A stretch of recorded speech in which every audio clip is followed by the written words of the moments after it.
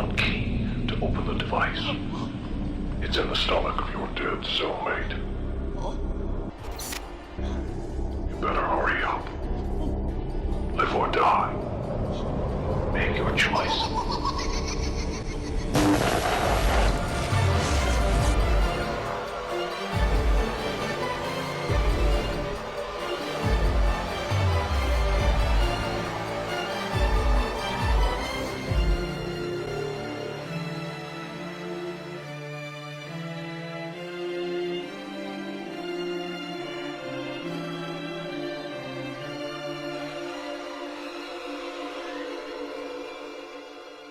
Okay, greetings, ladies and gentlemen, and it is time to play a little game. We are doing the Saw podcast, where we're going to talk about the series and the characters and all that fun stuff. So I'm your host, Renegade Operative, and I'd like to introduce my panel. So first we have Des. Hi, I'm Des. It's been a while since I've done a podcast, so I'm really happy to be here. Especially since Saw was one of my favorite series. Was. All right, let's kick her off the panel. Oh no, never mind. So next up is Austin. Hello there, I'm Cool Austin. I also haven't done a podcast in a while, and I've seen just about all the Saw movies except Spiral, and last time I saw the movies was like 4 years ago. Oh, this is gonna be fun for you then. Next up is Mr. Drillbit. Oh, hey everyone, this should be fun. I have not seen Spiral as well, so I can't really offer any input on that. Next up is Mr. Brendan. Hi, I legit forgot we were doing this month, so I didn't have enough time to prepare some notes for it, but I'll go off the cuff this time. And last but not least is Lady Tolkien. You saved the best for last, didn't you? No. Hi, Lady Tolkien. You guys are probably very familiar with me. I'm on quite a few podcasts. Super excited for this one. Saw has been one of my favorite franchises since I was in high school, so I'm really super excited to talk about it. Okay, I tried to make this super simple as possible because people told me they haven't seen these movies in like 8 years. So let's make it super simple. How did you get introduced into the Saw franchise? What appealed to you with this concept in the first place? Who wants to go first? I mean, might as well go. All right. Short. Truth be told, I have no idea how I got into it. I do remember seeing a lot of commercials during the 10-year when it was at its high. So I was going from like Saw 5 all the way down to Saw 3D. But I don't remember which my first movie I'd seen. I want to say it was Saw 2, because that's the one I have most memory of. But at the same time, that's the one I watched the most, right? But yeah, I don't know, can pin it down though. But I started binge watching them during middle school along with other horror movies though, and that's how I got hooked to Saw. Ooh. All right, I'll go next real quick because damn, I just think that mine's is like real simple and boring. I just think that what happened was my mother was buying the Saw DVDs, a lot of horror movies, Jason, Freddy, all that stuff, and I just started picking through them, and I'm like, huh, this is interesting. This is a nice cover. Oh wait, it's like an X-ray cover with like fingers and disembodied legs and shit. Okay, so I'll watch it, and that's how I popped it in my PS2, and I was mesmerized by like all the gore and the story and the lore that they were telling with the first Saw movie. That's how I got like really enticed into it. And I thought the story of Kramer and how he was dealing the traps and everything, and people, you know, being tied to bathtubs and having to cut off their foot was a harrowing experience, but interesting nonetheless. That's how I got into it, just watching a bunch of horror DVDs and trailing through, and that caught my eye like really bad. So who is next? Who has their first experience with Saw? I could do it. Good. But yeah, sorry, I might have to mute if I have to cough, by the way. That's fine. But I think my first experience was, let's see, it was when my sister rented it from like Blockbuster. Remember those? Oh yeah, absolutely. I had one around my way. Yeah, and honestly, back then I thought it was just really the scariest shit you ever seen because I think beforehand we were always used to like the teen horror stuff like Scream, where at least it went more into like dark humor. Yeah, Saw was So, like and just that always serious. yeah, and Saw goes in for like complete. Well, the first one's not really too gory, but it was like a complete tonal shift compared to what came out after Scream. And yeah, and then of course you find out that there's actually it's more of like a murder mystery than like a shock film. And yeah, and then honestly, I started to get into the series when I heard about all of like how the plot just keeps getting more wild with each film, and I couldn't believe it. So yeah, that's my experience with it, really. Anyone else? I'll go next. I was accidentally introduced into the Saw series. Saw 4 was the first one I kind of sort of saw from behind my couch because I was terrified of scary movies when I was younger. Saw. Um, so my dad, I guess he had seen the ones before it and wanted to watch the fourth one. And so we had a family movie night, and Saw 4 ended up being the one that scarred me because I think I was just getting into watching scary movies. So I had watched some more like tame stuff compared to Saw. And it was just too much. It was too much. Didn't end up finishing it. And then once I like got more into the horror genre, um, which surprisingly it's my favorite thing now. I was like, all right, cool. I'll just go and try to watch Saw and start from Saw 1. And I worked my way up from Saw 1. But Saw 4 will always be that one that I'm just like, yep, that I'm not gonna forget that one. Okay, go ahead. I think the very first one I saw, I believe, was the first one. I didn't see it until quite a few years after it came out. My parents were the kind of parents that were like, "Oh, we don't watch horror movies in this household," and so Boo! I didn't get to do any like fun horror things until high school, when I was with my first boyfriend, and then we watched it together, and I was instantly taken in by it because I think there's a little psycho part of me that just liked the traps and watching how they worked and if people could figure out how to get out of them, and the whole story just sucked me in, and I was a fan ever since.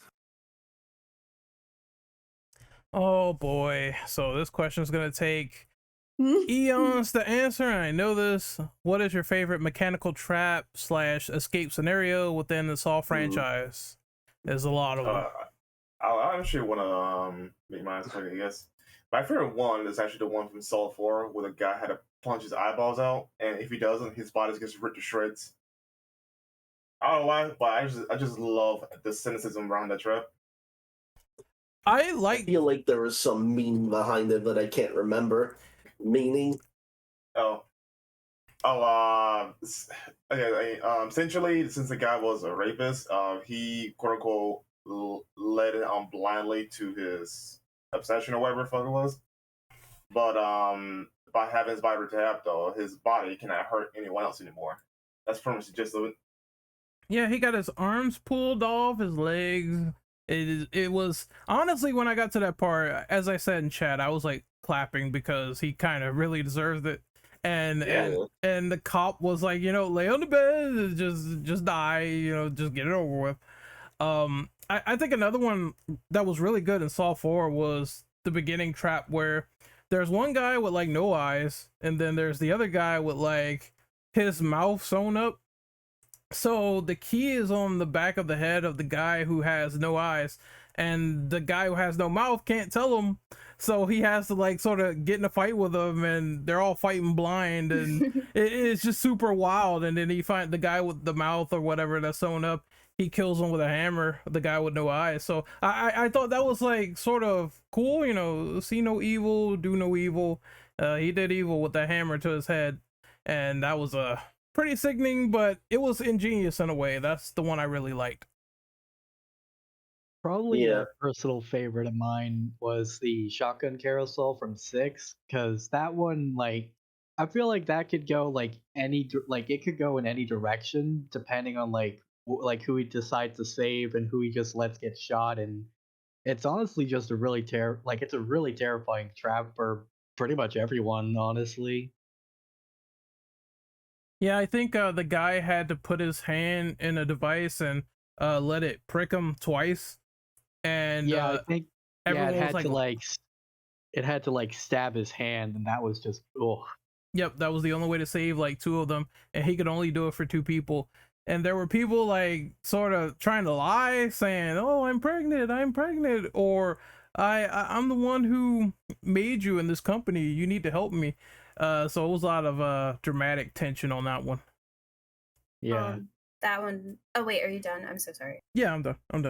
Oh, okay. I was like that actually was one of my favorite ones because I just thought it was really it was an interesting trap. And I think I was watching the kill count for some of these, and I think it James was like, "Oh, this was the trap that like killed the most people at once." And I was like, "Oh, that's really interesting." But that was one of my favorite traps because it's just I feel like the moment of like panic that you have to go through to be like, "Oh God, like who do I save? Who do I save?" And the moment of panic that I felt like while watching that scene was a bit much. Yeah, he said 4 people had to die, but 2 people could live. So that was like a quad whammy. I don't know. That was me. I would let everyone die. I'm just kidding. I think you could do that technically if you wanted to. You wouldn't prick your Yeah. hand either. I don't like the any of you. So the you guys can shotgun go. is still shot either way, so like it just aimed straight up if he put his hand in the contraption. So mention, everybody like- could have died. Not to mention, like, usually people who get involved with these kind of traps are not good people, so No. they could all just be lying to you for all you know. Yeah. They'd be traumatized for life though, but you know. I guess if I had an honorable mention real quick, I would say that Venus flytrap sort of thing where it was wrapped around the woman's abdomen and it would pull one side off and the other side off if she like basically did not get out.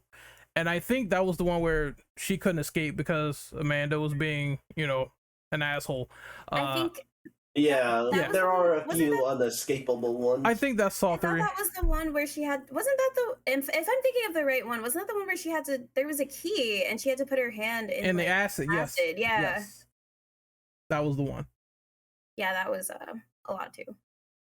And then she failed, so both of her sides got like ripped to shreds, and that was quite nasty but beautiful at the same time. It's a weird scene. Like, I don't know. Because of the Yeah, lighting and everything, it looks good. Like, she just turned into art. Oh god, Jesus Christ. You know what? There's Stefano over here. Stefano from Evil Within 2. Mm-hmm. Cat, you haven't gone yet. Nope, I was waiting. Well, I was gonna say something real quick, but Go ahead. Go ahead, Drew. yeah, I guess for me it would probably be the reverse, the bear trap, the reverse one. That's the one that's probably like the most iconic. Oh, you mean the thing on their head? Yeah. Yeah. Yeah, we don't see it actually get used until the 6th movie though, but it looks very gory. It doesn't kill anyone until 3D, which was Jill's wife. I mean, sorry, Jill's Well, wife. 7th. Sorry. Yeah, the 7th film. Yeah. But at Hoffman least we got real lucky. At least we got to see what it does. As far as I know, because I have a inclination of what it does after it kind of fucked Hoffman up a little bit. It basically rips your jaw off, and if you don't get it off in time, you're basically just, your whole head is just done. Yeah. Was it- Yeah, like you see it in the 7th movie and it looks pretty nasty. Also, Are what we- you saying, Des? I was gonna say, are we talking about the contraption? I'm sorry, I like blinked for a second. Are we talking about that contraption that's like covers your entire head? Yes. Didn't Amanda also sort of Have one Yeah. on? Yes. Yeah, she had one on. It was in the very first movie, the first trap, I believe, but it didn't go off in that one. The second reverse time we bear seen trap? it was with Hoffman. Third time we Oh, seen it it, didn't Jill go died. off. Okay. So it's amazing how iconic that trap is, and it didn't work 2 times in a row. That man That would Hoffman have was been smart. oh, I was gonna say that would have been a really interesting one to see. Yeah, Hoffman was smart. I think he put his trap inside of the glass door when he broke the side of the door, the panel, and then it got caught in the bars. But he still Yeah. got messed up by it because like half his jaw was like just done. Even then, he had to like get out of there quick because it was gonna overpower like the bars stopping it too. Yep. Also, Kat, finally it's your turn. So I kind of had two. Drill already said the reverse bear trap, and the reason why I picked that one is, to me, it's a simple design, but yet it seemed like so many people were afraid of it. Especially Hoffman himself looked like he shit himself when he realized that that's what he had on him.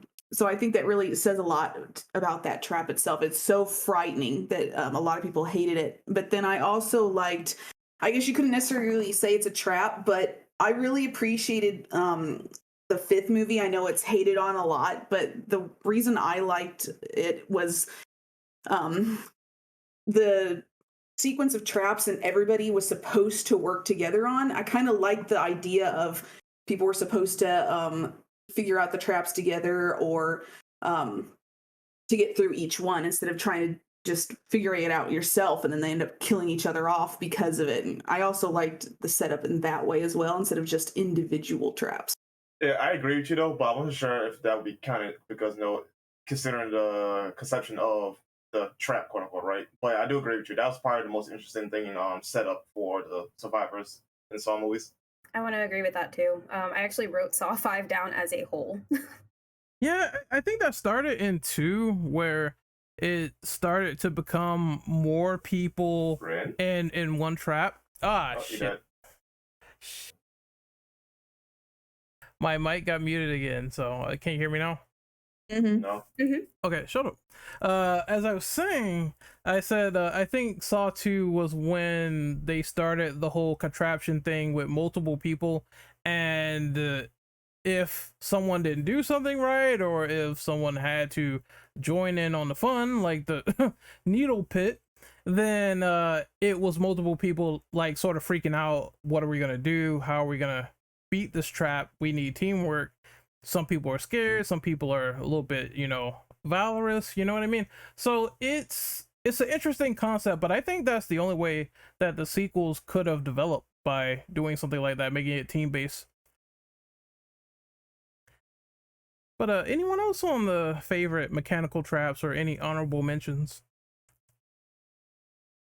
before we move on to the horrible ones? I have Can I one. make an honorable mention? Sure. In Jigsaw, I mean, I know it's not much, it's nothing like crazy like a lot of the other traps or whatever, but the shotgun kill at the end of Jigsaw was really interesting to me because I didn't think that it was going to shoot out the other way, and the fact that there was the riddle that was basically told them that, hey, whoever's aiming it at the other person, the person that's holding the shotgun is the one that's going to get killed. I'm trying to think of one more. I think another honorable mention for me was the one that was at the start of the sixth film where they had to like cut off pieces of themselves onto these like weights, and whoever put on the least amount of weight would end up dying, and that woman just straight up cuts off her own arm. No, yeah, the pound of Which one was flesh. that again? Was it 6? Oh, yeah. Yeah, that one I also really like that one because like not only is it just really brutal, it's also something that's definitely very doable. Yeah, that's the pound of flesh where the guy had to cut off all of his rolls and put it in the basket, and then the woman had the arm, so she just cut off her whole arm and put it in there, and the guy just died. Yeah, I think the trap. that Good. And you think that like the guy is gonna end up winning because he just has so much more he's a much bigger guy, so he has more to give. But like I like that subvertive expectations with the woman just cutting off her own arm. Yeah, I think if you fail that one, it's like a head device that has like drills on the side, and if you fail, then it's going to drill into your brain and you die. man, there's so many. I didn't like Just that. quick death. Yeah, I think the other one that happened in 3 was kind of cool as well, where the guy was like on some sort of device and it was twisting his body and bones and arms and head in the other direction. So the father or whatever, who had his like child kidnapped and his wife and whatever, he had to save him, and if he didn't, then his organs and skin and flesh would go in the other direction. I thought that was kind of ingenious, to be honest. But And oh god, I remember that one. That one's still painful to watch. as soon as I saw that man's neck going in the other direction, I'm like, you were done, fam. Just say goodnight. Silent night. Holy night. Like honestly, I think he would have been gone before the neck. Yeah, because what is it? Bleeding out and Yeah. organs and blood. Just, Yeah. ain't nobody saving him. Drill, do you have any other favorites? Oh, all right then. Well, I guess like one I did like was I think it was Saw 4 where there was those 2 ice blocks that squished the guy's head. I thought that was pretty cool. No. Oh yeah. Can I just say that I think Saw 4 had, again, that one scarred me. So I feel like Saw 4 just had a lot of really brutal. Did Saw 4 also have the? Well, never mind. I'll ask in the next question. Okay, fair enough. But yeah, the fact that 2 ice blocks were able to squish the guy's head was pretty brutal. Fun fact, that is Mark Wahlberg's brother, but I don't remember his name. As soon as I saw him, Ronnie Wahlberg or whatever. Like as soon as Donnie. Okay, so as soon as I saw him, I'm like, hold on, is that Mark Wahlberg? I had to look again. I was like, oh no, he's a little bit different. So, but they look the same, so it's weird. And then he was cursing out I don't think he was Jigsaw. I think he was just another contestant in the game. He was calling him a motherfucker and everything. So I was kind of laughing a little bit. But that was pretty entertaining. But the next question is also, well, I guess it's not that hard. You just gotta think of the lamest trap and mechanical device escape scenario. Honestly, I would say whatever he gave to Amanda, because it's so easy. Just kill the other person. That's it. That's like, I would do that in my sleep just to get out. I'm not gonna lie about that. Because I think the key was in his body, I believe. Yeah. I think my least favorite one had, like, I forgot what it was or which movie it was in, but there was this one where this guy had like hooks in him, and that one was just like, that one just looked like was really unfair, especially the one where he had a hook just right in his jaw. Like, there's no way you're gonna survive that. That was mine. Oh. Yeah, I know what you're referring to. I want to say those saw was it 5? Was it? Might be a little sooner, but yeah, that trap would not work. For starters, how did he get the chain through his jaw anyway without killing him? Yeah, like he should have been dead already. You know another lame one? It was the one in Saw 3 where the woman was bucky naked first and foremost, which was kind of weird. But there was the frosting cylinders on the side, and the guy had to get her down or whatever because she was like a witness to, I don't know, his child dying or some shit. So he had to get her down. She would have frozen to death. Yeah, she just basically freezes to death, and it's like, I don't know, it's just boring. There's something about it that's like very boring to me. See, like, I had no problem with the trap itself per se. I just want to know the science behind it. How can she turn into a literal block of ice in a matter of seconds? So, like, what did he do? It's the science about it. Mm-hmm. It's just the temperature of the room is so cold that the water hitting her was just freezing faster than, like, her body temperature was cooling down so fast she couldn't keep it like wet. It was freezing. Yeah, but wouldn't she be dead from the cold itself before the trap even initiated? Because no, like I said, the room's really cold. I'm pretty sure she would die from that. Not necessarily. Your body can take colder temperature than what you think. Maybe she got a little frostbite up there. No. Yeah, shut up, bro. Frank, get the fuck out. Is it every podcast now? Yes, it is. What? It's just a little pun. No, just get out. Get out. But yeah, I didn't like that one. I just thought it was just for a Saw movie and all the stuff they were doing in the third one, and that was just kind of boring. Same for the what is it? The guy in the pig guts, where he's getting drowned by that. I mean, Oh, dude, that right there makes me cringe every time I see it. Like, I mean, it's so nasty. I Yeah. forgot about that one. it's gross though, because imagine just drowning in that stuff. Like, ugh.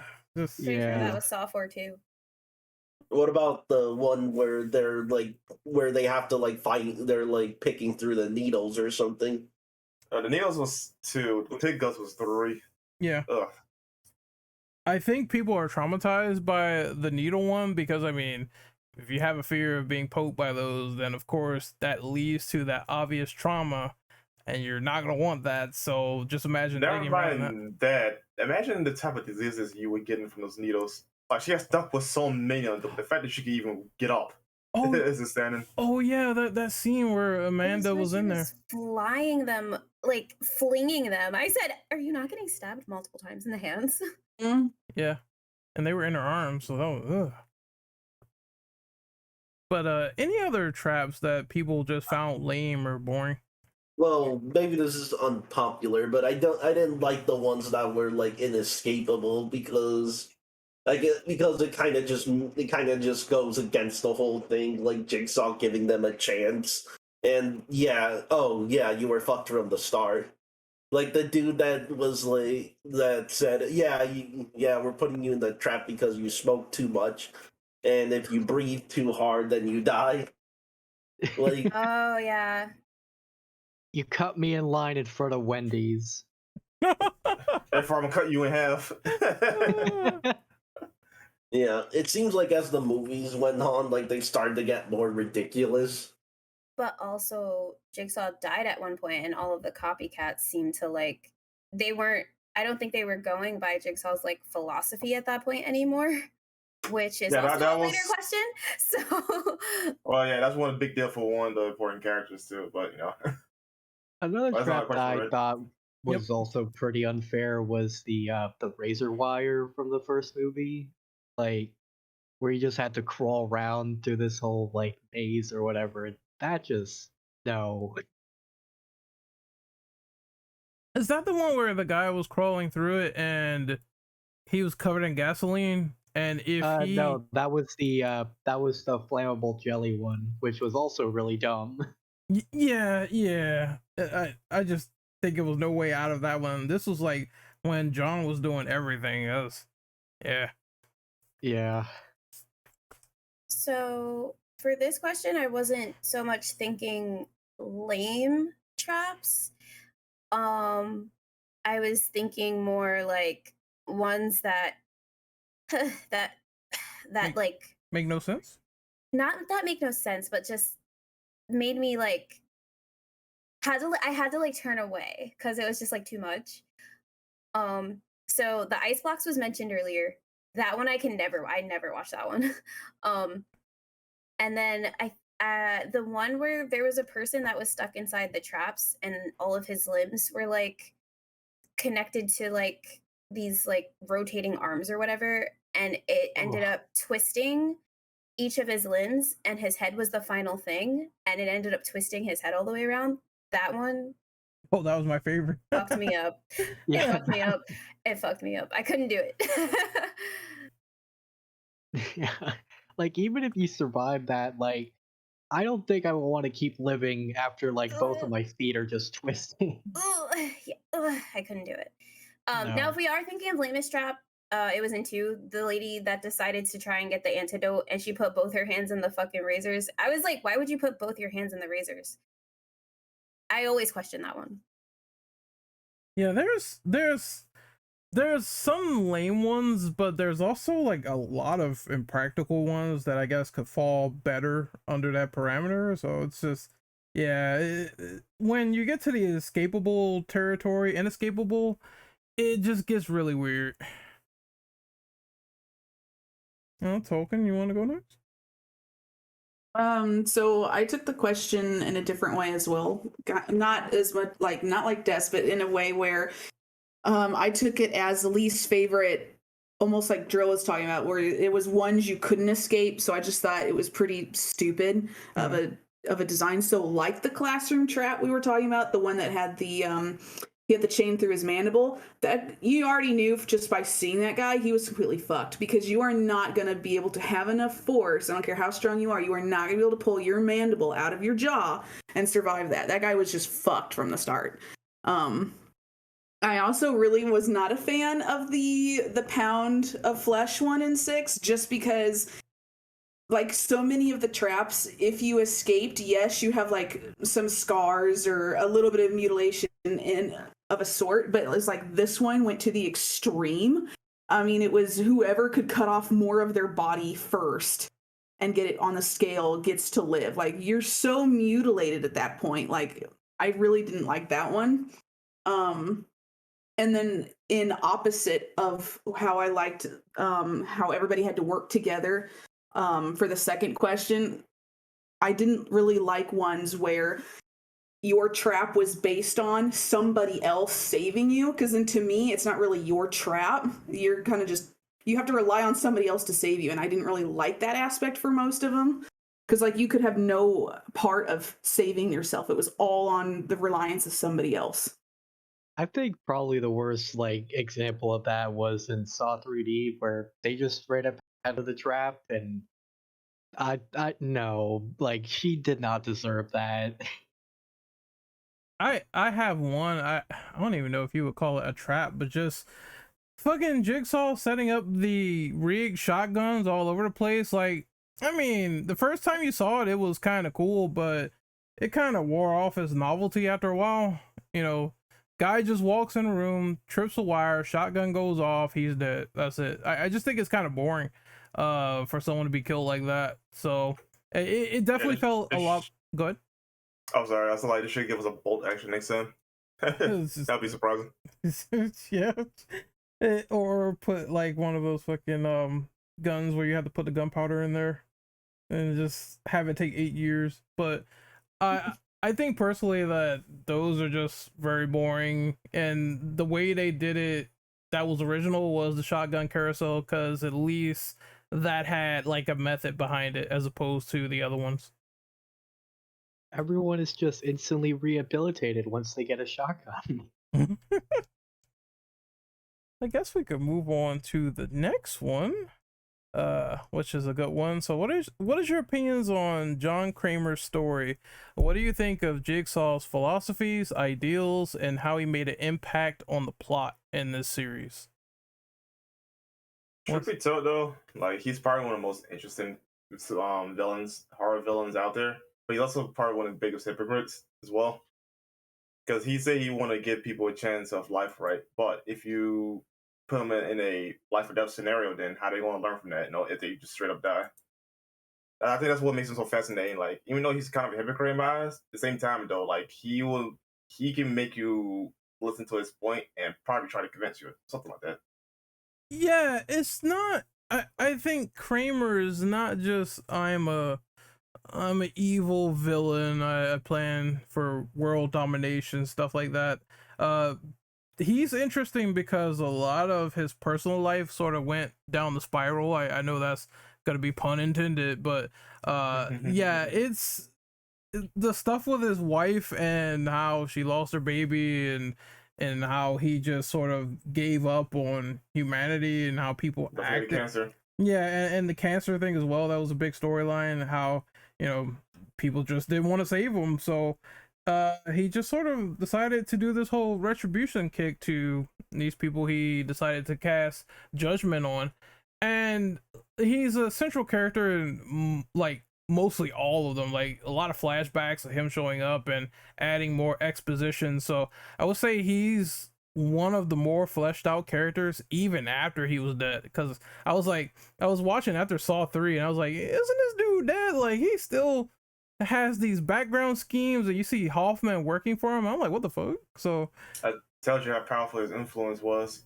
yeah, like, even in death, this man will not go away, because even in the sequels, like, his legacy still lives on through copycats. Yep. Any other thoughts on what people feel about John Kramer? I mean, the guy is interesting, although I feel like killing him off so early was kind of a. It kind of felt like a mistake because then they just had to stretch the plot over, like saying, oh yeah, he was playing. Oh yeah, he secretly had someone working for him this whole time. Hell, probably your next door neighbor works for Jigsaw too.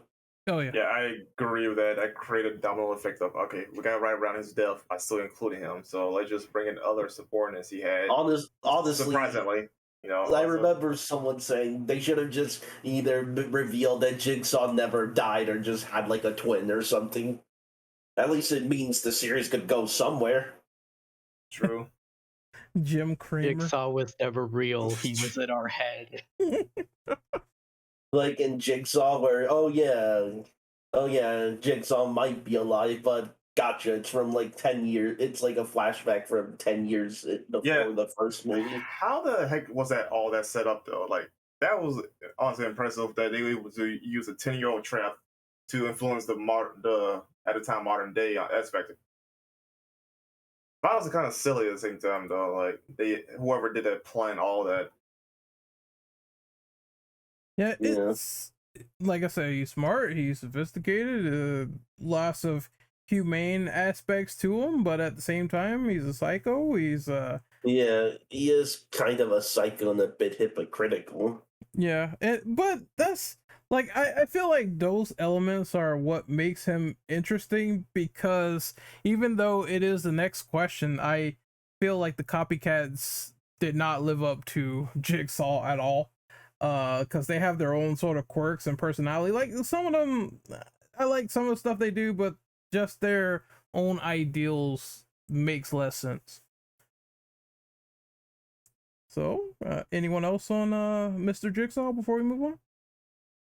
Honestly, like I did like while I do like understand like the way he is, like we said before, like he is a bit of a hypocrite at times. Like he always says that he never kills anyone. Like, okay, dude, then who put them in the traps? But Yeah, it also gets a bit confusing because he has like three different motives. Like it's the cancer, it's his child dying, it's the car accident. Just it gets a bit like convoluted with that kind of thing, but I still think he's a pretty interesting like antagonist despite that because you can understand like why the way he is and stuff, but I like it just gets a bit weird as the series goes on.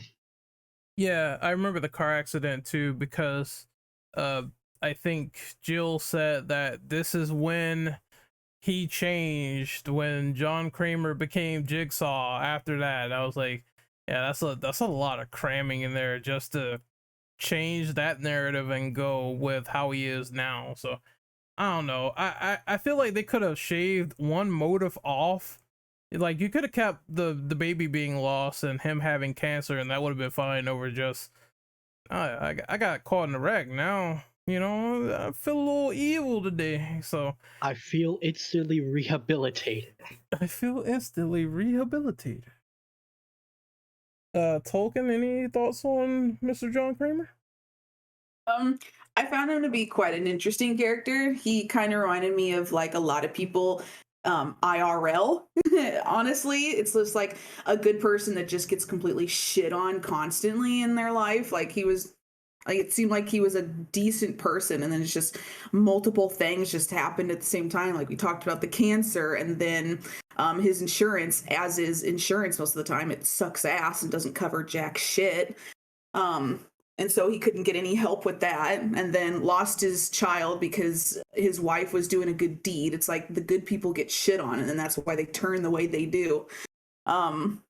So I kind of liked the idea he had behind the traps and everything. And I think majority of the people that were put in them definitely deserve to be in them. Oh yeah. And I do think that quite a few of the ones that did get out did kind of learn from their experience. So I think what he was doing helped in a sense. But I do think there were quite a few that I didn't really think deserved to be in traps or I know he tried to have like a protege through Amanda and like Hoffman and some of the other ones, but I just think they were like complete busts. compared to him. And I mean, just like lots of other movies that have come out, there were in real life people that have tried to emulate Jigsaw in today's world, which I find really interesting. Of course, they were shit and got caught really fast, but it's just, that tells you how influential the movie was to people. Yeah, I did post that in Horror Stories, like some pizza guy or whatever tried to emulate Jigsaw and the guy got killed, but he put him in a literal trap, and I was like, holy shit. Yeah. So I did see that before this podcast. I was like, that's something. That's all I can say. Holy shit. R.I.P. to that guy. Now, since we talked about the man himself, we have to talk about his clones, copycats. So, what do you think of Hoffman, Amanda, and William Schenkt as seen in Spiral? So, who wants to go first? Yeah, I guess I'll go first. Honestly, the best one out of the bunch would probably be Hoffman, considering he's been under his wing the most. But he's also the most, well, I guess, naive, kind of. No, I don't think he was ready for the role type guy. He tried to emulate John Kramer too much though, but he ended up kind of betraying the philosophy he was, studying. I mean, for instance, he did kill John's wife, so. Oh yeah. Yeah, I would say if we picked somebody who got a lot of development, it would be Hoffman. He, again, going against the teachings, he was doing some interesting stuff, like, I mean, pretty much skirting with death, and then the stuff with Amanda and how she was John's protege, and he was like a step ahead a little bit and trying to learn the ropes. I thought that was cool. But if I were to say favorite, again, Hoffman got the most development. Then I actually did like William from Spiral. Like, you don't see him that much, and I think that's his flaw, so he would be like definitely behind someone like Hoffman. But William had a good motive in terms of trying to expose corruption within the police force and using all those traps against those folks who wronged others with their position of power. I thought that was a nice motive and concept. And at the end, it made it even more emotional when, and Des knows this too, when Samuel Jackson died in that movie. He got clapped. Yeah. Yeah, it was the saddest part, because as soon as I saw him with the gun contraption and him turning to the police, that was so wild. They just put like 80 bullets in him.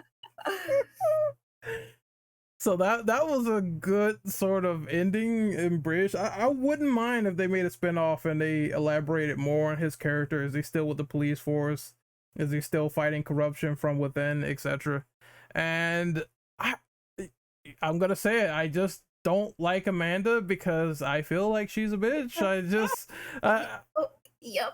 I just feel that. That's why I don't like her that much. Yeah, Brandon, were you done or? Oh, that's fine. Go ahead. Okay, I was gonna say I think like after thinking more in depth about this, well, kind of, because I don't remember a lot. I would like to also say like it was probably I think I liked, what was the guy in Spiral? Shank. Yep. I liked him because of the fact that he was fighting corruption. The only thing that was like a little weird about him was the fact that his traps were like not like, there's no way you're getting out of his traps. But then after him, I guess I would say Hoffman, and Amanda was kind of like, I feel like her motive for like doing anything, I don't really understand why Jigsaw chose her, because it seemed like she just ran off of pure like jealousy of other people. Yep. That guy's wife or whatever. I just want to interject real quick. That guy's wife in the third one, when she shot her because she was jealous that she was trying to save Jigsaw's life from cancer. Like, what the fuck? I didn't think that made sense either. So I think that one, after like watching through them, and I'm just confused as to why he ever chose Amanda or why he kept her just because like she didn't like Hoffman seemed like he was, doing his thing. But Amanda just didn't really seem like she was fitting in with what Jigsaw wanted. I don't know. I will give one defense of Amanda. It's honestly not much of one considering the character, but I think after that, her given what happened before she became a trap victim of Jigsaw, and then afterwards, though, I think she was highly impressionable. That's true. Because considering how easily she gets jealous over Jigsaw and how quickly she joined the side and yada yada. I think she was just highly impressionable at that point in her life. So she was probably super Jigsaw, like people pleaser. It seems like, I guess. Yeah, I didn't even think about that. That's a good point. Yeah, her role in the story is basically to aid John since he's dying, and do whatever it takes to make sure that he doesn't, even though it gets to a point in 3 where it's like it's kind of inevitable after he was coughing up blood in that scene where they were trying to sort of tilt his head a little bit. So I was like, yeah, he's probably gonna die in this movie. And lo and behold, it did happen, but not in the way that I expected it. So, you know what, Kat, I want to hear what you have to say about Amanda. Oh my god, yeah, that's the first conversation I had when I joined this server, was you and I talked about Amanda. Yeah. So of the 3 copycats, honestly, I don't like any of the 3. Really? No. I know people wouldn't say he is, but I think Gordon was kind of a protege. I mean, considering he helped out on a lot of the traps and the kidnappings and things like that, he was just like a behind the scenes one. But I think like if you included him, he was the one that did a lot of what John was trying to do. He was the only one that really followed his plan. I mean, Amanda went off and did whatever she pleased. You couldn't get out of her traps. Hoffman was a giant creep. I could not stand the guy. I legit think he watched his own traps as they worked. I legit think the guy was wanking off watching people die in his traps. What? Like, that guy was just he was a psychopath, yeah. He was a creep, and I could not stand him. But I mean, of the 3, if I had to pick one, then I would have to say William was the best of the 3, but I didn't even really like him. But no, Amanda, oh my god, I cannot even describe to you the hatred I have for this woman. Like, cannot stand her. Will's all right. It's just he wasn't in the movie a lot. That's the only thing that was going against him, but it's a plan of his that you can understand because all the cops were doing like really shady shit.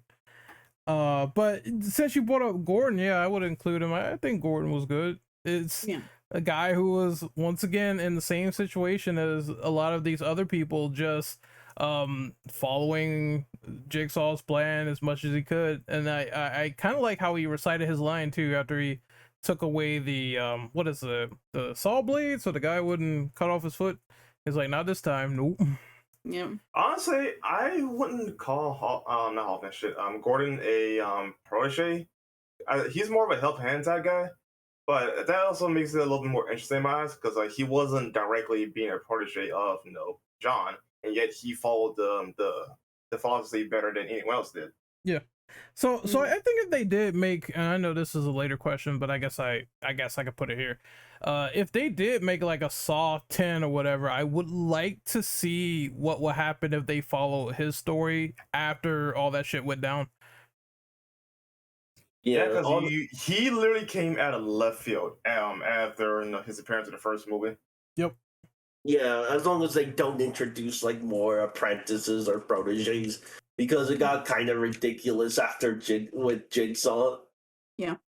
I feel like if we're speaking truthfully here, though, I feel like you need a little help after a while, you know? He is old too. He can't do one on his setting own. up the traps. Yeah, he was old. Yeah, he was old and he had cancer. So man's needed help. He's old, especially when you have to like make sure that the traps are going the way you need them to and whatnot. Yeah, I was like, so I feel like sure, like I feel like the proteges or whatever, like it could be kind of annoying if they were to go that route again, but after a while, like I feel like you would absolutely need help. Yeah, the premise makes sense. It's just I think what Drill's mainly referring to is that he had plans set up like for 10 years, and they are now just coming to light. Like some of the Saw movies I watched, like they sort of went like that in the flashbacks. It's like, oh, I planned this whole time, and then it happens in the present. And it's weird. It's like, what the fuck? Yeah. Yeah. So that level of planning is like mastermind level. Like, holy crap. Like that guy who said he was in a Jigsaw trap and wrote a book about it, but it turns out he wasn't, and then Jigsaw was there at his signing. It's like, how do you find this guy? Like, oh my god. And apparently the killings were going on long enough to become infamous. Yep. Yeah, like when did he get there? Because he shouldn't be in the hospital bed at that point, right? Oh yeah. Yeah. He did have cancer. Like it gets confusing. But anything else on Apprentices before we move on? Honestly, at least Hoffman was the most interesting to watch because of how crazy it got. Like that one time he he just got like a triple kill or something like that. Jeez. I think the most harrowing example is when he was in the bottom of the floor as the other guy got like squished.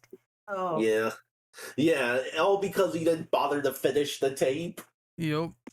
Yeah, I felt so bad for that. Oh yeah, you know what? Yeah, that's big rip. The people that get killed in this series is also kind of dumb as people here. Like, the only pity he gets killed. Like in Saw 4 with the black guy, right? If he literally just, paid attention and just waited, he would have saved everyone. Everyone would have been fine.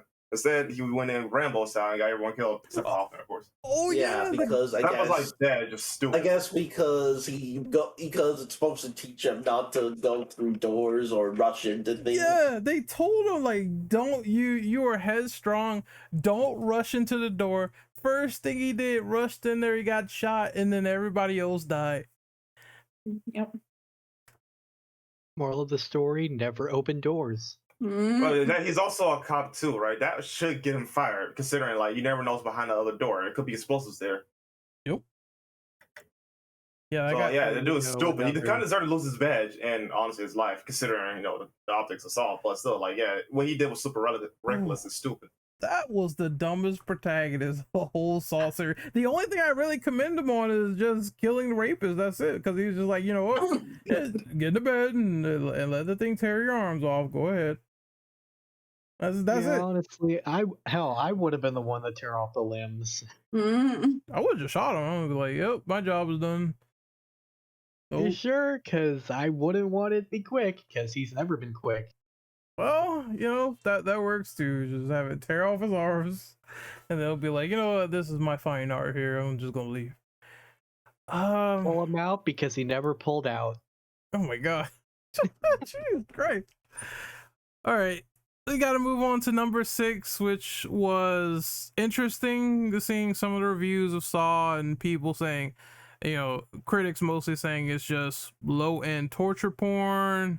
How do you guys feel about people just generalizing Saw like this as if there's no other merits outside of just being torture porn? I think it's both fair and unfair. At the surface level, if you literally only see the traps after a certain point, like say after Saw 4 or at Saw 4, I can kind of get it. But as I'm saying, people who don't pay attention to the movies and understand the lore behind it, though, because it's a lot more than just torture porn. Yeah. That's like saying, it's like with the Friday the 13th movie, for example, right? There's more to Jason than just killing, right? He's a tragic character who just, unfortunately, became a serial killer. There's more to it than just the surface level shit. Yeah, there is a story going on. I think if we circle back to question number 4, you can see that they clearly set up Kramer to be somewhat, sympathetic with his plight and how they fleshed that out in this world building. So it's just not torture porn, but if you're just simply looking at the traps and that's it, I wouldn't also say it's not something that people don't come and show up for. You know what I mean? It's like people want to see folks die in the most meticulous and weirdest way possible with Saw. So it is a DNA trait. I wouldn't say it's a negative, but I would also say it's not just torture porn 24/7. They're telling a story and it's there, and people need to be like paying attention. Yeah, Like, I agree, because if you look up, like, the definition of torture porn says it's a genre of film where the sadistic torture or violence is the main plot of the movie. Anybody that watches the Saw movies could tell you, yeah, it's a lot of the movie, but it's not the main plot of a movie. If I was going to give you a torture porn movie, I would tell you it's Hostel, but definitely not Saw. Hostel is a freaking torture porn. So so I agree with you guys. I'm gonna start with that, but like I can understand, Brandon, what you were saying about like if people didn't pay attention, then you can kind of see why they would think that. Because I'm gonna bring up software again. When I first watched that that was pretty much my mind. I was just like, oh my gosh, like this is so unnecessary. Like, why are they doing this? Like, what is going on? But like going back and watching everything from like Saw 1, there is a story. You have to pay attention to it. And you just gotta watch it. You just gotta watch it. It's a lot more going on, and it makes the movies interesting. Like they're not just these movies where you're just watching people get killed for whatever reason. Like all these characters have backstories. There's a backstory to Jigsaw and why he's doing what he's doing. I even thought it was interesting. It kind of sucks that he was kind of like really weirdly a therapist in a sense in the first couple of movies, just being like, oh, you didn't really appreciate life, so here you are. If you can get out, then hey, you have a second chance at life. But like, it's more to the story than just, oh, hey, everybody's getting killed for like no reason. Yep, I agree. Any other opinions on the it's just a torture porn and that's it opinion? Going once, going twice. Sold to the hooker in red. Okay. Let's us continue to number 7, which is Spiral. So it's only for the people who watch Spiral. Spiral was said to invent the series in a new way. Have you seen Spiral: The Book of Saw? If so, what were your overall thoughts on the filmmakers trying something fresh with the spinoff? Who wants to go first? Oh, you go at this. So I was gonna say, I wrote initially that I didn't think it was really fresh, just in terms of like, oh, people are being put in traps and like they're going to die or not die, right? But once you like, I guess, watch the movie and get to the end and realize like who the who the person is that's putting everyone through. Well, basically, like once you, I forgot his name. Shing? Yes, Shank. Once you figure out that it's like Shank and he's doing what he's doing because like he has his reasons for doing what he's doing and he's taking down the cops. Like I feel like that was a fresh idea because it wasn't just like random people off the street. Like he's just trying to take down corrupt cops. Like so I thought it was fresh in like that sense, and maybe the sense that like there's no way they're getting out of their predicament. Maybe it's like fresh in that sense, but I didn't really think it was like a fresh like idea. Yeah, like never been done. I agree with you because this movie is okay. I guess if you want to say the positives of that spin, it's cool that they had upbeat protagonists like Chris Rock and you had Samuel L. Jackson, Mr. Motherfucker. It's cool they had that, but at the same time, I'm thinking to myself, this is, it's not as fresh. It's still like a Saw movie, in my opinion. Yeah, I kind of agree. When I first heard it was coming out, it almost reminded me of when the newer Batman was coming out this year. So many people dogged on Pattinson, saying he was going to be the shittiest Batman ever. And when Jigsaw was coming out, so many people were saying that it was going to be shit because it had Samuel L. Jackson and Chris Rock in it. And just like in Batman, when it became a super popular movie and Pattinson did so good in it and just slayed his role, I think it was almost, in a way, the same with Jigsaw. I think Chris Rock and Samuel Jackson did a wonderful job in the movie, and really showed the haters that they could do other movies besides comedy and things like that. But I liked the movie for the most part. I do think, though, for me at least, it was a little bit predictable. I ended up figuring out who the killer was before the end. There was one particular trap. I don't even remember what it was, but it was like to me, it just seemed really obvious that it was him.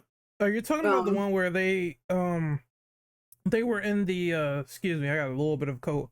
But they were in the warehouse and it was him on the floor. It was supposed to be Shank's body and they couldn't ID him for whatever reason because it's like, oh, he had his head smashed in, but one of his hands is missing.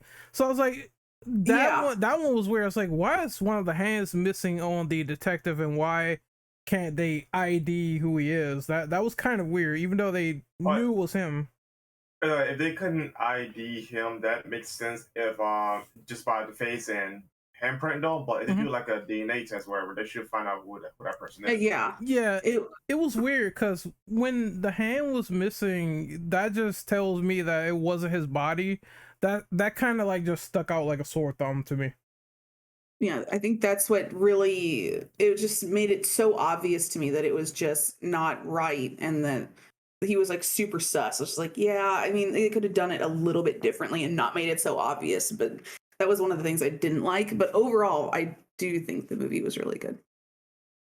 Damn, I was gonna. I definitely do agree with you talking though. Like Chris Rock and Sam were honestly probably the best characters we had in a long time in any Saw medium. Yep. Like especially Chris Rock, he carried that movie with his goofy one-liners. So, what would you rate Spiral of the series? Well, a number rating, I'll probably give it like a 7.5, 8 on a good day. But yeah, I definitely did enjoy that one. Yeah, it was very entertaining. They didn't reinvent the wheel. I just feel like they added on to it, and this movie was the one where Jigsaw kind of took a back seat because they didn't have him in like 80,000 flashbacks or anything in this movie, which I kind of appreciated, to be honest. Yeah, that was cool. But what I really enjoyed though about the movie is that instead of just doing what Jigsaw did as far as like taking rid of people who don't enjoy life, right? He's just taking corruption and trying to make them change, and no, that's pretty much it, right? And they survive. They don't. I just like that premise though. I just think that it could have been. You should have the survivability aspect there a little bit more, because like let's be honest here though, like again, some of those traps are impossible to get out of. That subway, the subway tongue one. I don't think that dude was ever getting out of that. No. Yeah, absolutely not. Then again, though, it could have been on purpose too, because he just purposely trying to weed out all these people. So, well, I think all of the traps, though, wasn't it all of the traps? It was just there was no like. I'm thinking about that cop that had what was poured on her face. I can't remember what was poured on. Her it was like mortar oil or something like that. I thought it was wax. But it's just yeah. It just seemed like a lot of those traps, there wasn't any way you were getting out of it. See, like that one right there, she could have actually been fine if Chris Rock stepped up the pace. He was walking a little too slow. He was going too slow. I was so mad about it. I was like, why are you walking so slow, my man? She would come out pretty burnt though if someone got her face up, but I think she could have got out of there alive if he was faster. I will say, I was one of those people that didn't think that Chris Rock would.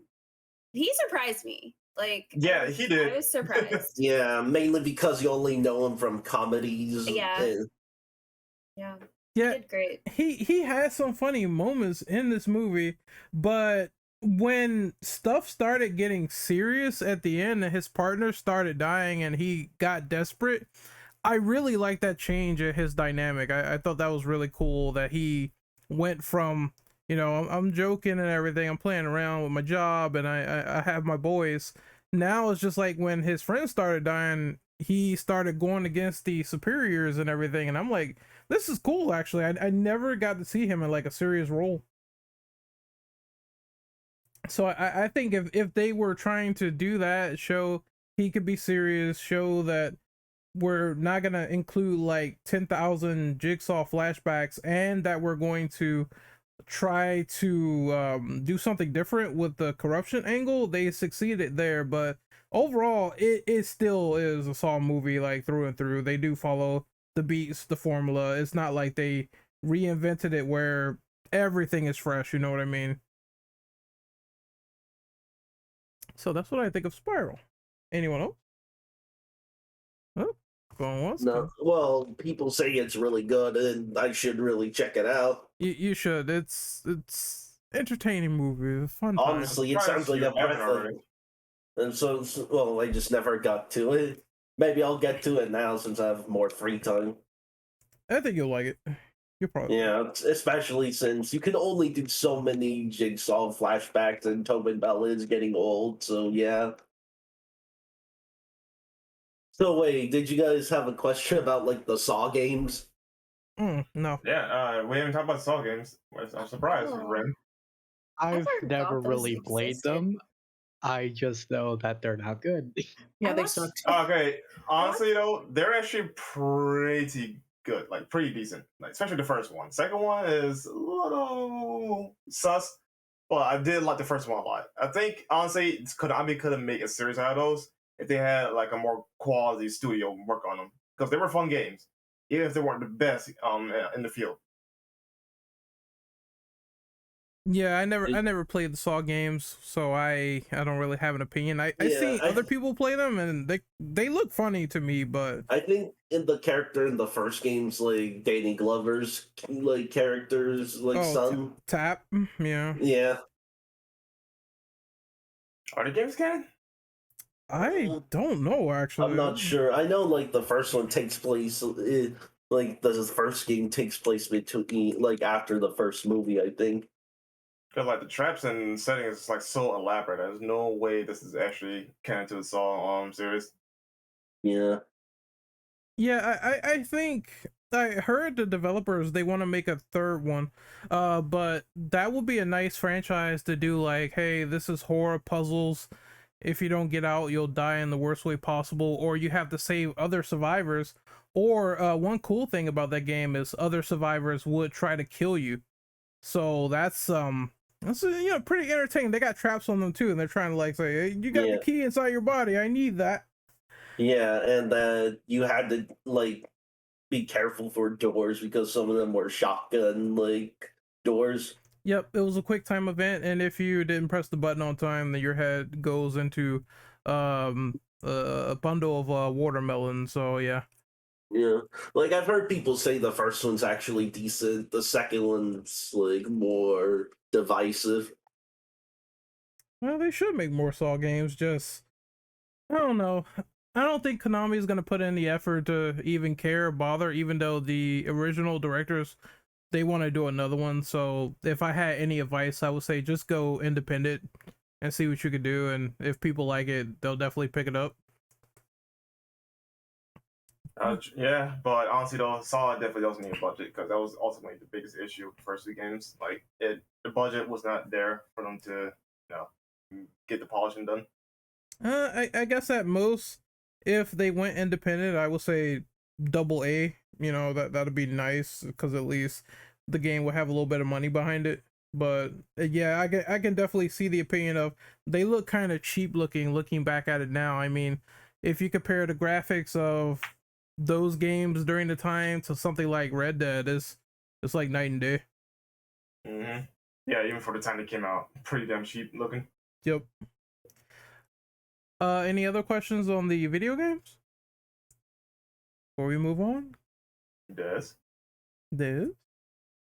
Nah, I never played them. I just watched people play them, and they looked interesting. You should play them for October. Oh, true? Maybe. Yes. Maybe. I mean, would you guys be against? Would you guys be for like a modern port of it? I wouldn't mind out of curiosity's sake, but who published them, they aren't gonna do anything about that, so it just sucks very, very hard. I mean, doesn't If I Lionsgate remember still right- owns the rights? Well, If I remember not right- about. Sorry. You talk about the movies of the game. Sorry, I stepped out for a second.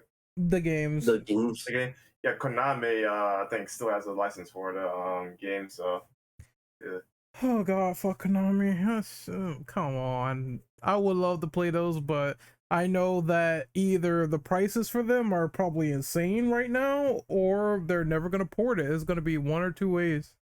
Well, there's one way you can get them though, but I hope you have an eye patch and a fancy hat, because that's Oh, the you're only way to get them right now. Oh, you're hard. If I have to, I will, cause that is ridiculous. But is that it for the Saw games, or you guys want to move on to the next question? It is $60 on Amazon for used. Oh my god. No, that's definitely a used game. Too much. Yeah. Why $60 for used? Well, I don't Because the even think game they is make it new. rare now. Yeah, it's Yeah. rare.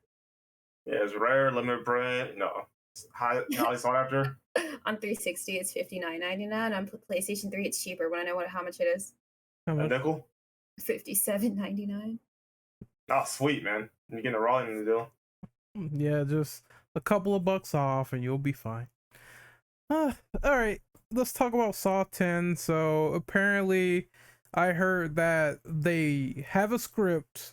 They want to do this movie, but nothing is in the works. I think they said James Wan was going to produce again, but he's so busy with Aquaman and other stuff that he just can't. So if they did make Saw 10, what would you want for them to do so the formula doesn't get stale? Honestly, I don't have a definitive answer because it's kind of hard to say what they can do or should do. This shit is kind of complicated. Yeah, it's a complicated answer. I guess if I were to say something simple, I would say just make it original. That's it. Like I just don't want it to feel the same as the last 9 movies. And if you're going to draw inspiration, then take some of the plot elements that worked, maybe add in Gordon, but don't necessarily say, hey, we need Tobin Bell again in order to push the backstory and have like several thousand flashbacks. I just want a new interesting killer with a new motive that may be influenced by Jigsaw, but he's his own person, so to speak. Like I said, we talked about Spiral. I think the guy had an interesting backstory in terms of why he wanted to do it. So just make a new sort of imitation, but I don't know, put like lore and story behind it to the level of Hoffman. That would be interesting, in my opinion. Straight to the film series. For Saw, Yeah, yes. But you know what, I guess I could do is a little add on here. So as I was saying, I think a great thing for a new Saw movie for Saw 10, make it based on the 7 deadly sins. The guy wants to put his victims in traps who he thinks are sinners, like 7. It's like, here, you are gluttony, you're a lust, you are wrath, etc. And that would be a great way to do a Saw movie. I understand it's not the most original idea, but it is the most interesting idea. And there we have it. I finally have my great idea. Thank you so much, Des. Because now I feel dumb for not mentioning it. Oh yeah, make all the protagonists very, very, I don't know, just flesh them out on the same level, and I think I would really enjoy it, because honestly, some Saw protagonists I really do not care for, like the cop in Saw 4 who decided to say, hey, I'm Rambo, I'm gonna shoot through this door, and he gets shot. So someone less stupid, please. Anyone else any opinions on what they should do for Saw 10? I think it's like you said, make it original, unique traps, and then honestly, I would want, as we stated earlier, like more story on Gordon, because I do think that he was a bigger part than was shown in all the movies. So I mean, I would appreciate more of see what he's done behind the scenes. I mean, he became a chef though, so like I don't know, like yelling people on national TV. Yeah, and also I've heard some rumors say that that it's gonna have John Kramer be the lead. John Kramer and Jigsaw return for the 10th movie. Oh, that man's And getting they so do that, old. man. He should be in voice only. Do not do like his voice type shit. Yeah, at least keep the Billy voice. I know we're gonna talk about that doll later, but at least do that, because one thing I didn't like about Spiral actually is the killer's voice, because it was so bad. Oh, it was too comical. I don't think I took it seriously either. It sound like Riddler, as a 12-year-old. How are you Is that today? what they said? Hold on, I gotta go listen to it really quick. How are you today? I want to play a game. It's just, I was like, it was not convincing. It was not intimidating. It was just really bad when he was projecting through the killer. But just keep his voice. Don't change Billy. Make him creepy, and that's all I need. I don't need Tobin Bell himself. I think he's done enough for the franchise, in my opinion. Like I said, if it's only in voice via Billy the Puppet, whatever, I'm fine with him coming back. But that's about it. Like, yeah, leave Tobin alone. Let him rest. Yep. He's old. He's old. Let him sleep, and he sees that nurse that's thick. Let him do that. Ren, Just let Tobin Bell be instantly rehabilitated. Hey, look, man, he want to play a game with the nurse. Let him do it. Oh my god. So I just listened to the Spiral Killer's voice. He sounds like Kermit the Frog. He does. no, don't. I'm never gonna unthink this. He does. I swear. I think I said that in the when we watched it. Kidding? Hello, want to play a game? Oh, Kermit the Oh my Frog here. God. Stop. It does sound like that. Don't It's ruin it. Don't do it. It's so Man, bad. You want to play? And Ren. Yeah, keep Tobin Bell's voice, please, for the love of God, or get someone. I don't know. Who's that guy who does the voice of Spawn? I keep forgetting his name. Keith David. Let him be a killer or something. He will sound intimidating. Yeah, Keith David's all like. Honestly, I don't care what the reason is. I just want to listen to Keith David's voice. Yeah, he can read me a bedtime story, man. I'm saying. Mm. Tell me about it. Oh my God. What's wrong, Tobin? Nothing. No comment. No. What's wrong? Nope. Nope. Hater. Mm. Hater. Piss off. Okay. No, you. No. All right. So, any other opinions on Saw 10 before we move on? Oh. Yeah, can we play a game? Oh man. Well, we're about to find out with this next sort of question. All right, so the doll that likes to ride on the tricycle, Billy the Puppet, makes that cackling noise that everyone loves. What do you guys think of him? I like him. I think it's clever to use him as opposed to walking into the room yourself to deliver the note. Like, I thought, especially because I feel like there were instances where, like, I can't remember for sure, but the doll could have gotten messed up or whatever. But I feel like it was a good way for John not to walk into that room and get hurt himself.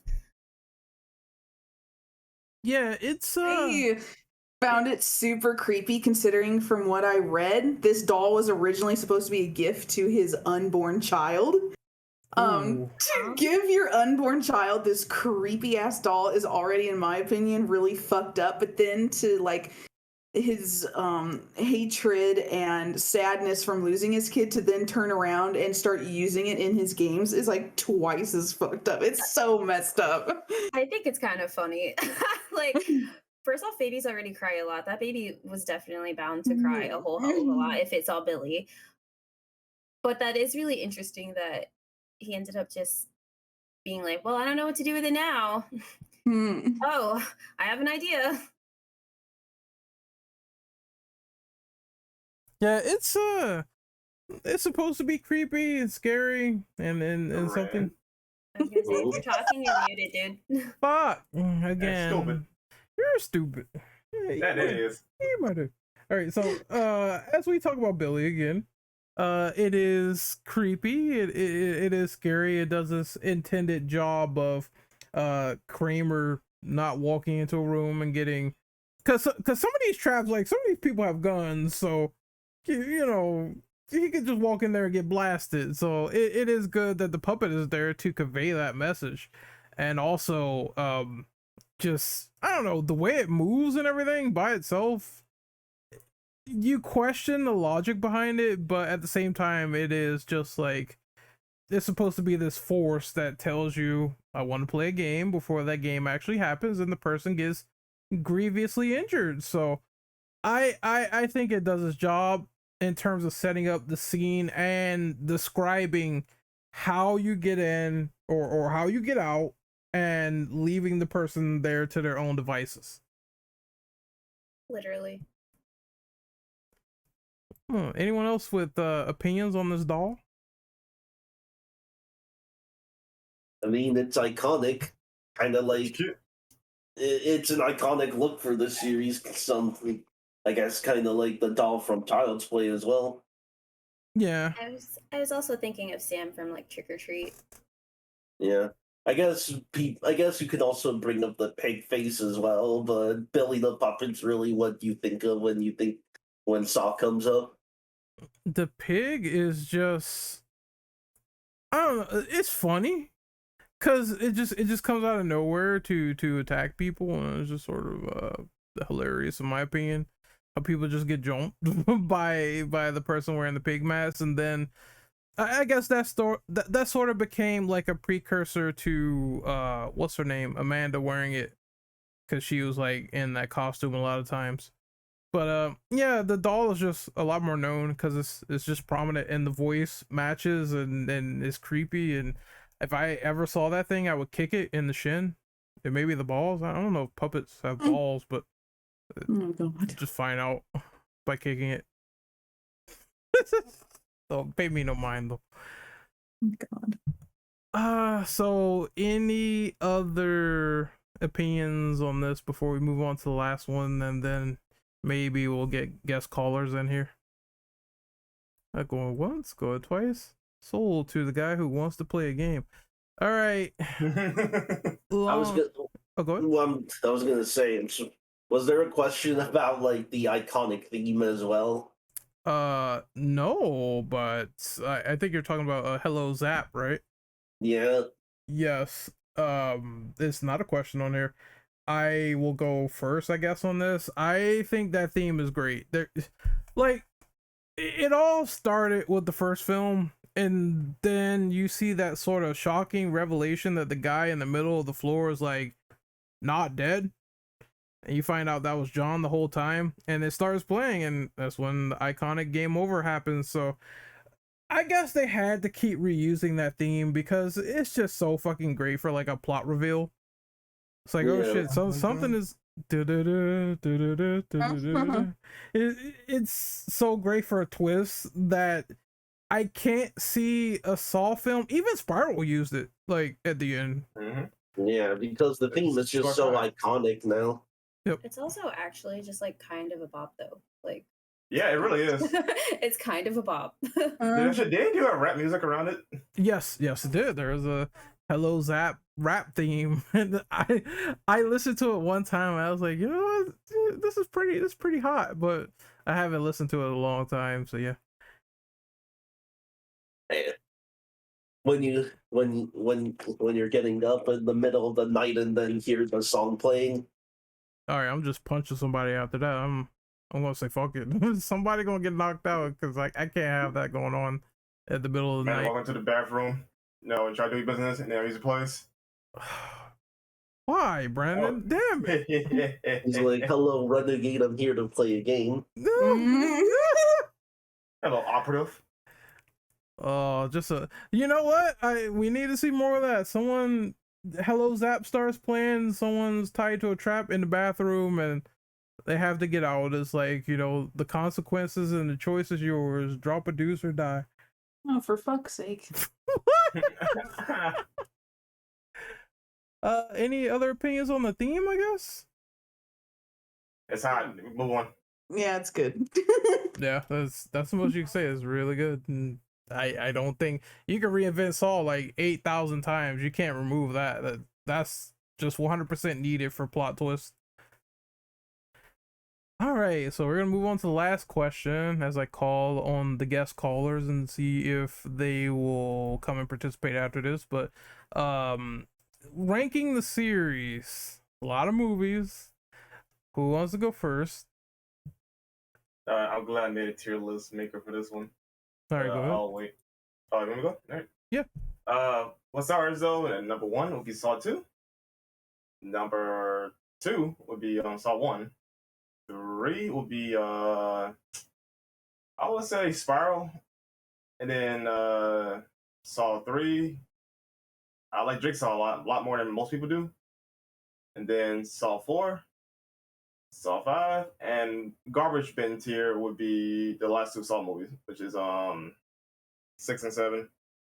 To give the last one credit though, at least it was entertaining. You know, it had a lot of cool action sequences in it. Well, I felt like the movies felt unnecessary. You could literally skip that one and call it a day.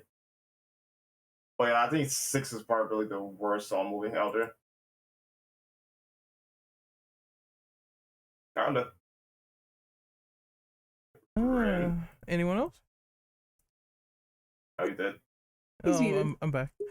I'm How back. you dead? That happens. Anyone else? I was Me. looking at this ahead. Oh, sorry, Charlie. Go ahead. No, I was just gonna say, haven't seen Spiral, so yeah, I can't say much about it. I'd probably say the best one for me is still the first one because because that's when it like felt like an actual like murder mystery, and they didn't like get obsessed with like all the gore and stuff. The second one, I mean, it's just repeating what the first one had, but it's not bad. Mhm. I guess it would go first, second, third, then four, then 4, 5, 6, 7, and then Jigsaw. Hmm. Damn, I have not seen. Well, I seen bits and pieces of everything past Saw 6. So I'm just gonna rank what I've seen so far off the top of my head. I would say the first one, iconic, great, amazing movie. No, actually, I'll put the second one over the first one, and then down there would be, in terms of sheer enjoyment, I would say Saw 3, then Saw 4, and then Spiral. And then after that would be all the trash or bad ones. I did not like 5 that much at all. I thought that was where, when they started introducing Hoffman for the first time, even though interesting backstory, that was when you felt the presence of that character could not hold a candle to Kramer's, not his fault because they develop him later on, but the presence was lost after he really died. And you felt it in that movie, and it's just kind of boring. So I would assume the other movies probably follow suit. I did hear that 3D was not that good. And yeah, I'm gonna get around to that eventually and see if I can refresh my memory. But yeah, that's my ranking so far. I got really scared because your list is almost the same as mine, I think. Oh god. We were the same for most or all of it, I think, actually. I saw 2, saw 1, saw 3, saw 4, and then Spiral. And then after that was Jigsaw, saw 6, saw 5, and then saw 3D.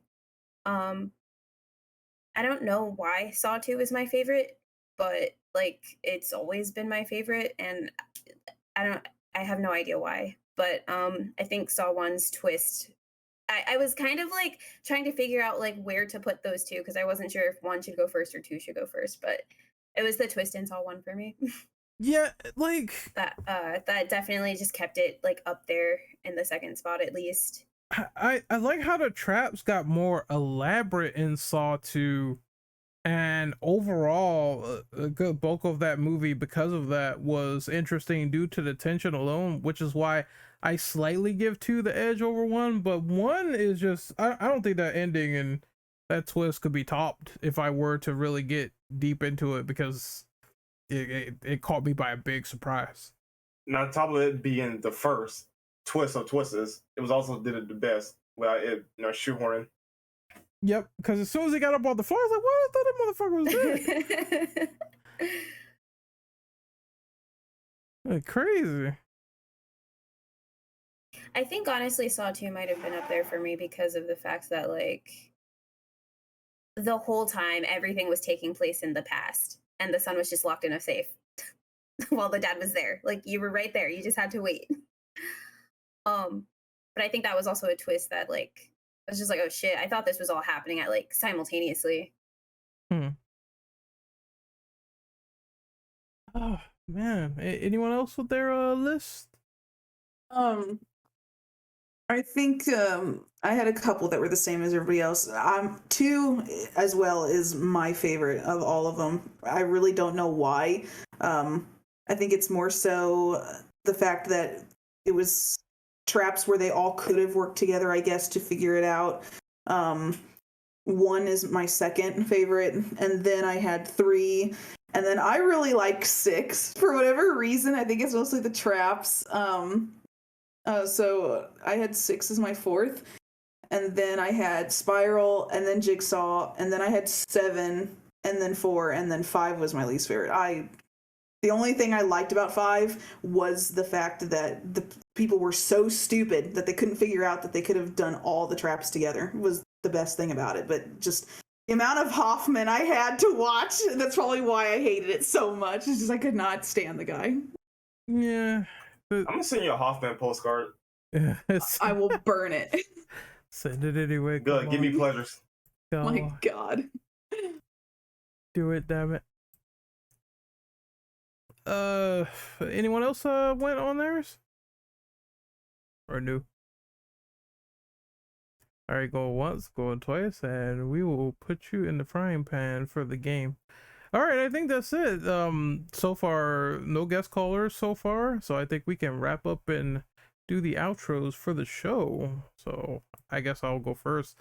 My name is Renegade Operative. You can find me on YouTube at Renegade Operative. You can find me on Twitter at RenOperative_, and you can find me on Twitch at Renegade_Operative. I will be uploading this podcast on Infinite Ammo Syndicate, so look forward to that. And that's it for me. So, Des, what is your outros? Okay, so I am VersaVulture24 on Twitch, but I'm also Desiree_Veronica on Twitter. Those are the only 2 socials I really use, so if you want to follow me there. Brandito? Sure. I mean, you can find me on Twitter at Immortal Brundle, Twitch at Sword Brundle. Everything else is none of your goddamn business. I have a link tree, so check it out. Drillbit? Yeah, you could find me on Twitter at Drillbit777. That's really where I'm only active at right now. Tolkien. You can find me at Lady Tolkien on YouTube, and then on Twitter, I am Lady Tolkien 7. Lady Hoffman. Shut up. And last but not least, Mr. Austin. And he's dead. Hoffman got him. I think Billy the dog got him. Hey, you want to play a game? He went to play a game. Riding in on his tricycle. Let me see. Oh, I can't find him on social media, but Damn, some host viewer. give me a second. I'll find it. We're playing a game here, the game of charades. So, is recording over? No, not yet. Okay, so you can find Mr. Austin at Cool Austin, and he's on Twitter at Red Barrels God. So you can find him there. Also, I will link him in the intro, so you do not miss a beat. And there, I've done my job. The podcast is over. Thank you for everyone participating. My name is Jigsaw. I'm gonna put you in a trap, and we will see you guys next time. Later. Why am I even here? And we're holding him in the Venus flytrap right now. Don't worry, it's gonna go off in like 5 seconds. Wait, what? Oh, fuck, am I too late? Oh, we're doing outros. Like I had to dip out for a bit because I had to get dinner. No, it's fine. I outroed you myself. Oh, thank you. I let the audience know. Yeah, I didn't think I was gonna be gone for too long, but like there were some complications and whatnot. Yeah, it's good. I outroed you, so we're gonna end the show, and we will see you guys out there next time. YouTube land, Spotify land. Hurry up and end it. Oh shit. Look, I gotta put a little pizzazz on it, you know. Bye, people. Bye. We gotta work. Move.